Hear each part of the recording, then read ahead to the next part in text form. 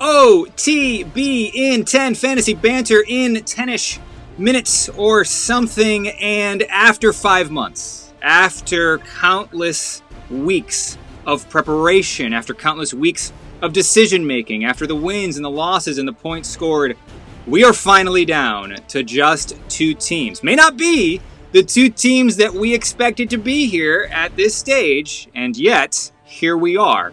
Greatest Show on Paper and PTT will decide the fate of 2020 for OTB. In our 9th chapter, we can only crown one, and it will be a repeat champion. We do know that. But more on them in a second. We'll bring Garcia in here, and we've, of course, got to start with the fallout from Final Four weekend. Sweet Home Chicago and Waverman, your number 1 and number 2 teams in total points. Teams that really from wire to wire led to some degree. Waverman, of course, we know had the bad beats. But from a points perspective, these were your leaders in total points for much of the year.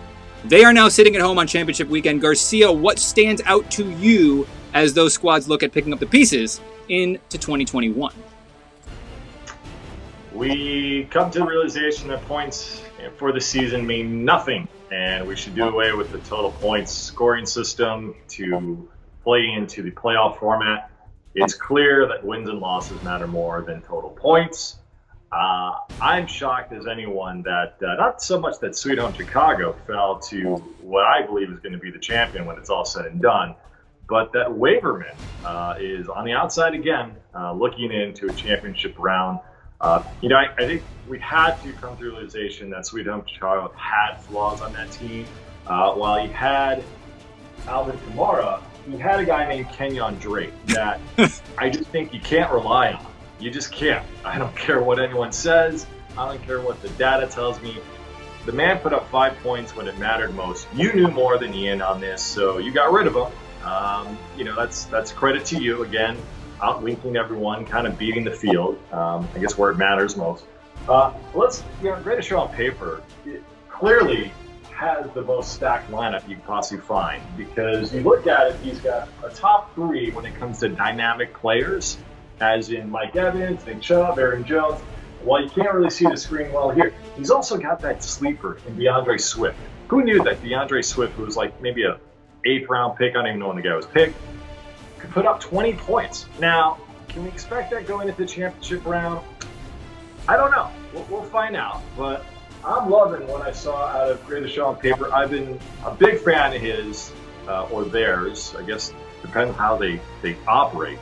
I feel for Ian. I'm talking to another league member known as Alex Shipman. Shipwreck, who's the most smitten team in our league? Is that Shipwreck, who had a incredible output of points this past week against nobody. That's just how his luck worked.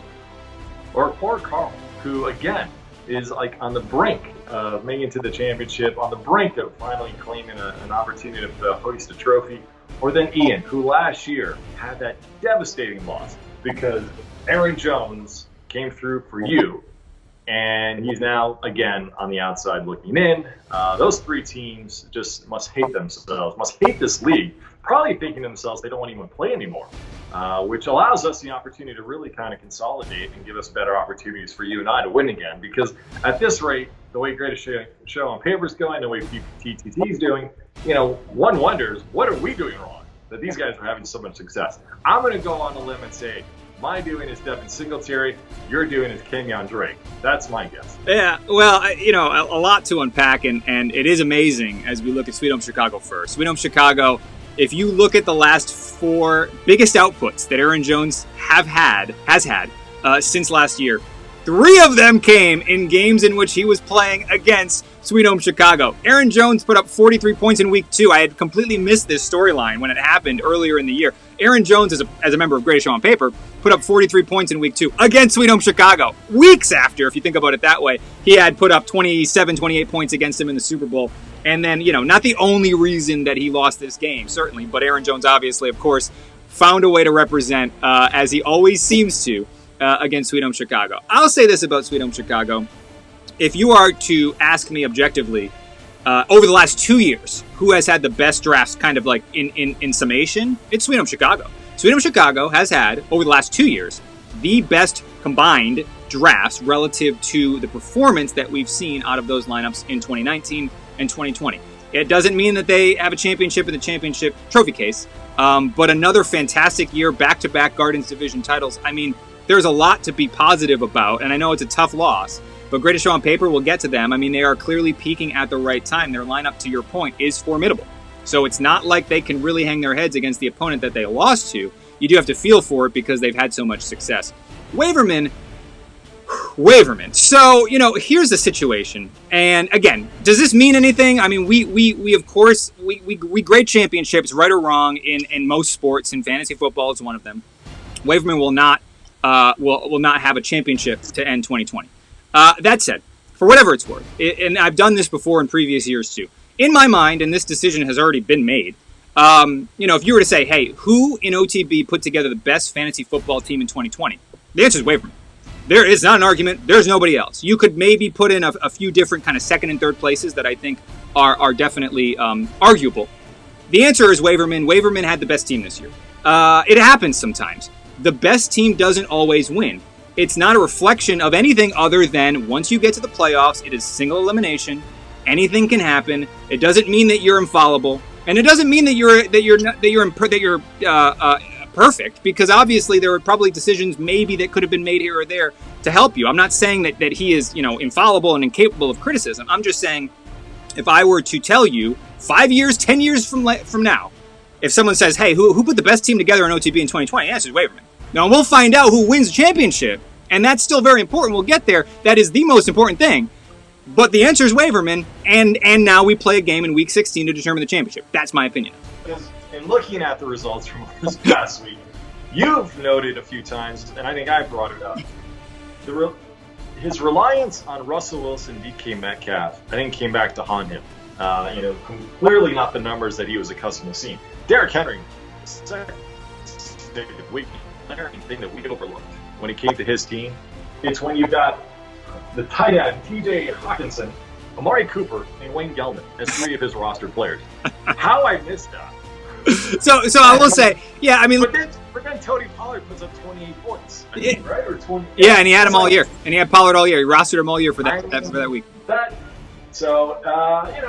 Solid numbers from Jonathan Taylor, not the numbers like the previous week, but that was the glaring issue right there that I never realized. But I guess I got so caught up in his Derrick Henry, Russell Wilson, DK Metcalf, and even Adam Thielen, and the way that Jonathan Taylor was progressing week after week.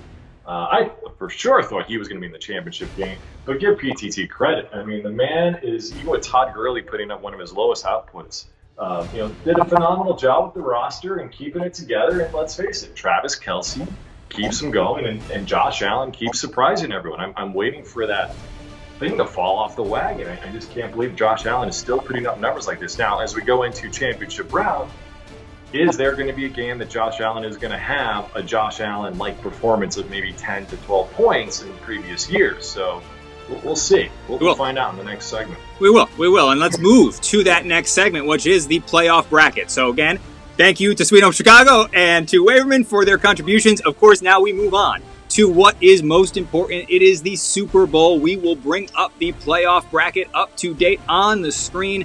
As we know, Greatest Show on Paper defeated Sweet Home Chicago. PTT, for the third time in 2020, defeated Waverman. It is now a championship that will pit Greatest Show on Paper and PTT. Now, let's talk a little bit about PTT and Greatest Show on Paper. Now, PTT, for some things, for a lot that we may not realize with PTT. Remember, this is a team that had back-to-back Super Bowl appearances in 2013 and 2014. I think I've got my numbers right. Or 2014, 2015. Sorry, 2014 and 2015. In fact, we're going to put the championship appearance graphic on the screen here. So PTT now will be tied with the league leaders in championship appearances with 3. With Cincinnati and Shipwreck are the other 2 squads. And if you look at Greatest Show on Paper, only in their 3rd year, they are now in the top 5. I mean, you are now talking about, again, for lack of a better term, legacy franchises that these 2 squads find themselves within. They both have a championship. Greatest Show on Paper and Sidebar, the only other clubs that have multiple championship appearances in OTB, they've got a chance to win their second in 3 years. PTT has a chance to win their second and their first in the last 5 years. Garcia, what do you make of this this matchup? What are you looking for in the week ahead? I'm not really looking for anything per se, but here's what I know. If there's one thing about this league, it's a league of opportunity, and how the likes of PTT and Greatest Show on Paper continue to defy the odds and get themselves back into the championship round. Greatest Show on Paper is just an amazing story, how only been in the league now for 3 years, has a chance to win 2 titles, one more than you, one more than me. So that's something to be said.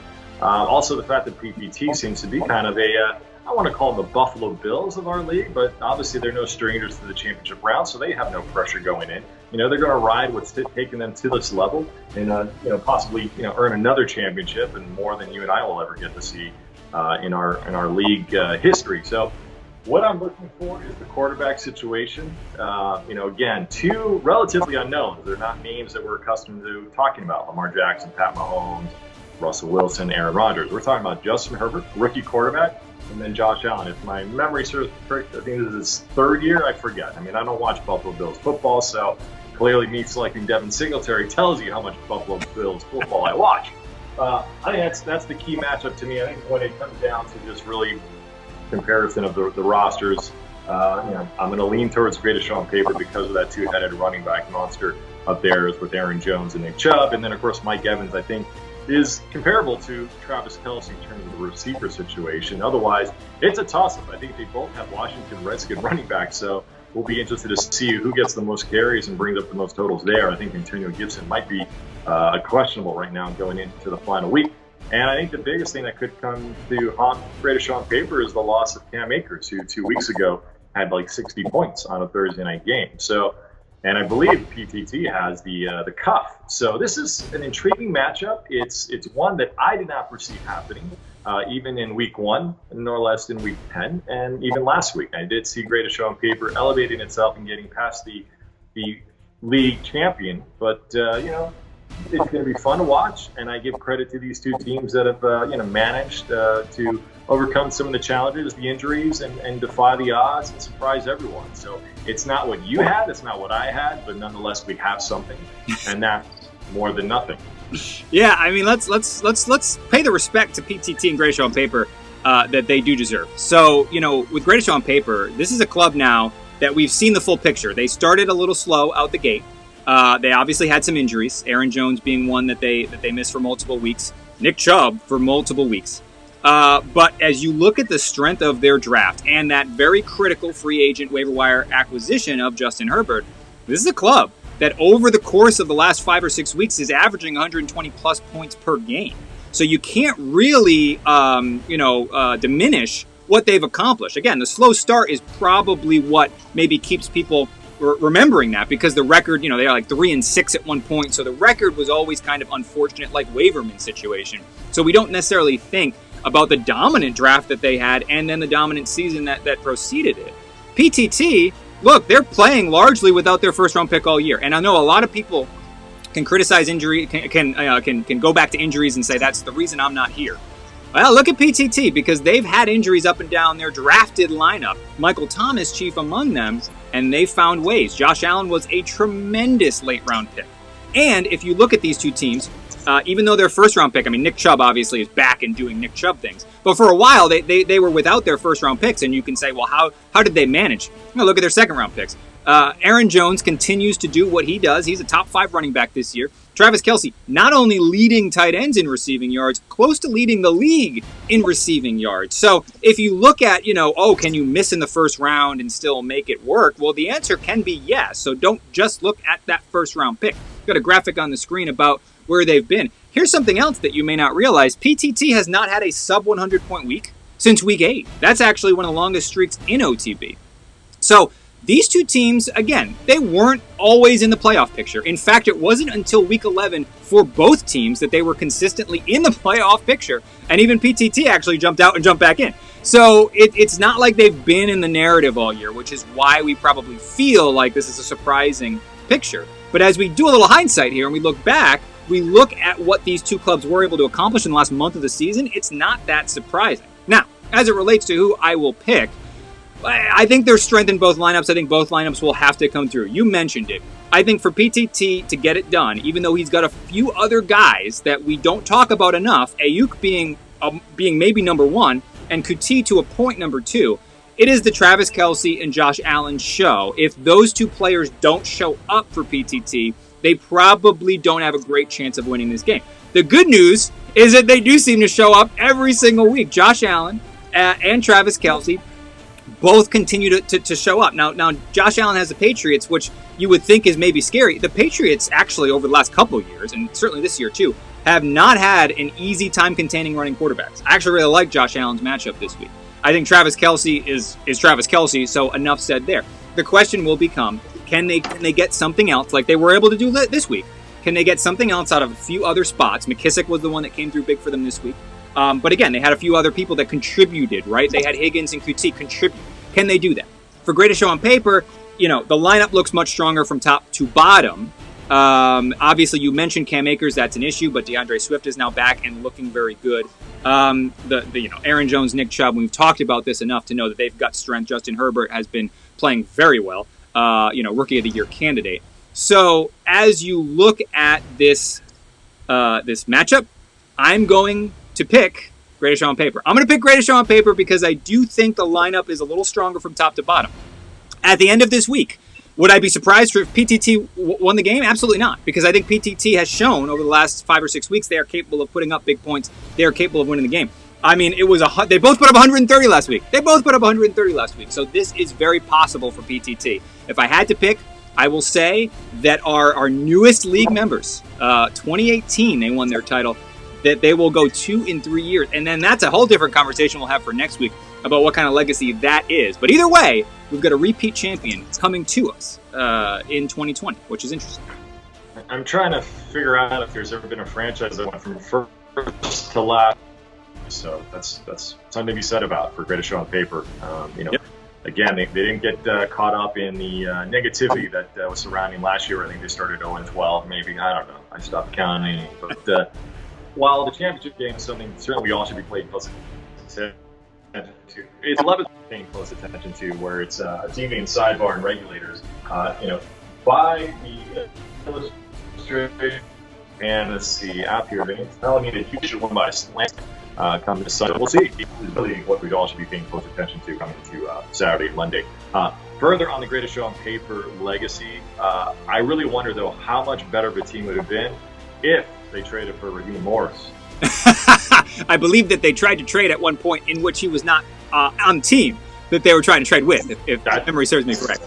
I wonder what would have happened there if that trade was accepted. How would that work? That would have been an interesting process, I guess it would involve a third team to make it happen. And the fact that we'd have to get some type of Supreme Court ruling on it because it was after the trade deadline, if I remember correctly, too. So, two things that I guess greatest show on paper just didn't want to pay attention to. But they throw the rules out of the book. They're not going to get caught up in the legality of how things are processed in OTB. They're all about just winning, and they've been doing a great job of it, and they have a chance now for their second title in 3 years. And we may just blow up this league and never continue if that happens. Agreed. I mean, this is monumental. It is not easy to win in a 12-team, 3-flex league where every single league member is paying attention. I mean, that is not easy, regardless of however other kind of competitive acumen you want to put into it, which I also think this is a very competitive league. So kudos to PTT or greatest show on paper. I mean, kudos to both of them for getting this far. It is no small feat, considering also the teams that they beat to get here. They earned this opportunity.